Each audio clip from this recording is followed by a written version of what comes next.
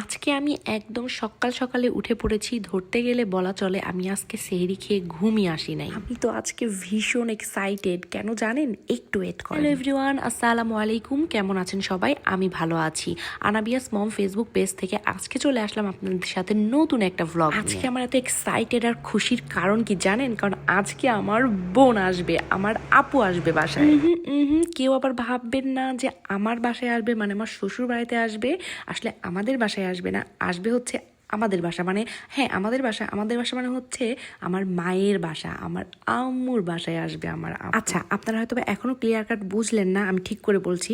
আমার বোন আসবে হচ্ছে আমার বাপের বাড়িতে। এবারে তো সবাই বুঝতে পেরেছেন। যাই হোক, এতক্ষণ মজা করে দুষ্টামি করে এভাবে বলতেছিলাম, কেউ কিছু মনে নেবেন না। আমার আপু গাজীপুরে থাকে, তো ঈদে বাসায় চলে আসতেছে। আসলে এতদিন ঈদের আনন্দ খুঁজে পাচ্ছিলাম না, যেই শুনতে পেরেছি যে আপু আসতেছে তখন থেকেই আমার ঈদ শুরু হয়ে গেছে। আসলে এই বোন বোনের সম্পর্কটা না কেমন জানি অদ্ভুত লাগে আমার কাছে, জানেন? আচ্ছা, আপনাদের সাথে তাহলে আমাদের দুই বোনের বিয়ের আগের কিছু গল্প শেয়ার করি। যেমন বিয়ের আগে এক বিছানায় দুজনের ঘুমোতে গেলে ঝগড়া লাগতো, এমনকি মাঝে মাঝে মারামারিও হতো। এখন কি হয় জানেন? দুই বোনের দুই বাচ্চা সহ যত খোসাখুশি হোক, যত কষ্টই হোক, একসঙ্গেই ঘুমোতে হবে। এদিকে আবার খাওয়া নিয়ে প্রতিদিন ঝগড়াতে হবে। দেখুন, আমি তো বাড়ির ছোট মেয়ে, তাই আমি সবসময় সরেসটাই খাবো।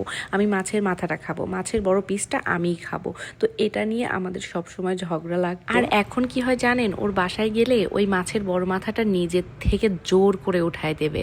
আমি যা যা পছন্দ করি সব আইটেম সে রান্না করে নিজের হাতে খাওয়াবে আমাকে। আলহামদুলিল্লাহ, আলহামদুলিল্লাহ, আল্লাহ তাআলার কাছে হাজার হাজার শুকরিয়া যে আমি এমন একটা বোন পেয়েছি।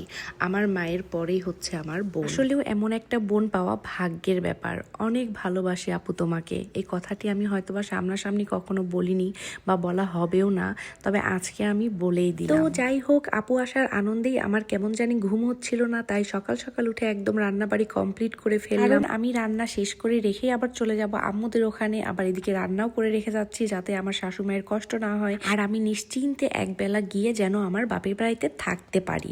তো সবাই সুস্থ থাকবেন, ভালো থাকবেন, দেখা হবে আবার নেক্সট ভিডিওতে। আল্লাহ হাফেজ।